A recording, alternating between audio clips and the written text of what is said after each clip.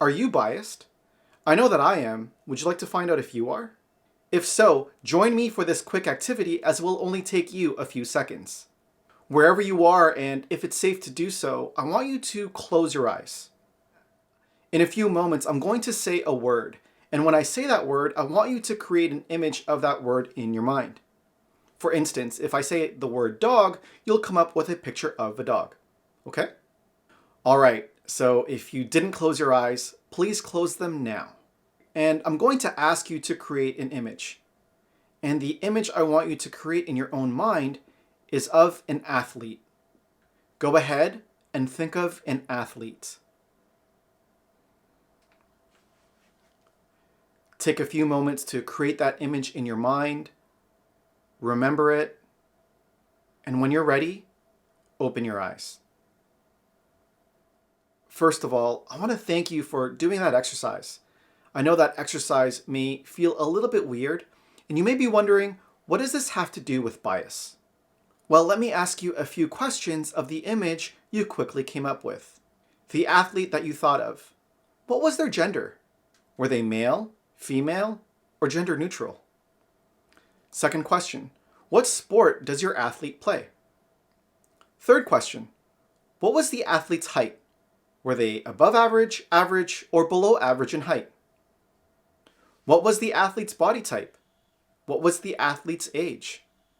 Last but not least, what was the race of that athlete? You see, I said a word, and you came up with your own image of that word, your own representation of what that word means. If we look at the definition for athlete, the Merriam-Webster Dictionary defines athlete as a person who is trained or skilled in exercises, sports, or games requiring physical strength, agility, or stamina. Notice that this definition doesn't specify things like a gender, a height, a shape, a size, an age, or a color. That's us. We do that. And that right there is bias. Implicit bias is often defined as being prejudiced or unsupported judgments in favor of or against one thing, person, or group compared to another in a way that is usually considered unfair. Now, this is something that we do all the time. I could use another noun like electrician or executive assistant, and the same thing would happen.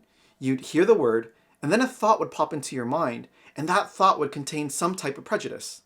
For example, if I said the word marketing coordinator, are you more likely to think of the person in that role as male or female, younger or older? If I said the position of CEO, are you more likely to think of the person in that role as male or female, younger or older, taller or shorter, white, black, or any other race? What was the first thought that popped into your mind when you heard the word CEO? You see, the question isn't whether or not we are biased, because we all have bias. The important question is, how are we biased? So why does this matter, especially at work? This is important to understand because our biases can give advantages to certain groups while disadvantaging other groups. If someone were to come up to us, let's say in an interview, and this person looked very similar to what I had pictured in my mind for that role, I'm more likely to give that person a chance. On the other hand, if someone was to come into the room and they didn't look like the image that you had in your mind, you'd probably be a little bit more skeptical. If people are getting unfair advantages based on arbitrary criteria, such as age, height, weight, or race, then employers are missing out on placing well-qualified people into positions that they deserve and promoting people who may not even be the best candidate. The color of my skin or my age or my gender or any other factor that I was born with should not be an advantage or a disadvantage. I should be judged based on my capabilities. Now, implicit bias doesn't just apply to hiring and promoting. There are many other important applications that I just can't cover in a short video. So what could we do? For starters, I think there are 3 things we can do. First, improve your self-awareness. You could use a test like the implicit association test to gain awareness of your own bias. This is a good starting point, and a link to the test can be found in the description above.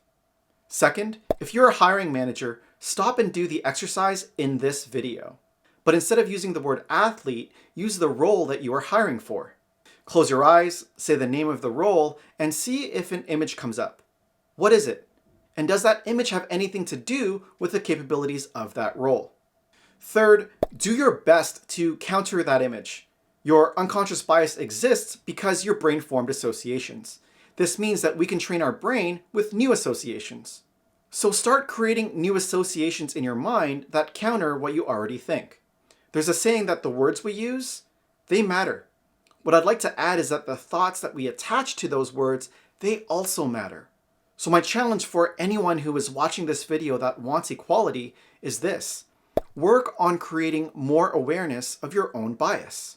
If we want to have equality at work, we need to be aware of the thoughts that we attach to words and to expand that definition to include other possibilities, so that when we hear the word leader, we can quickly think of examples from all the pronouns: he, him, she, her, they, them. Because when we do, that's when we start moving towards equality.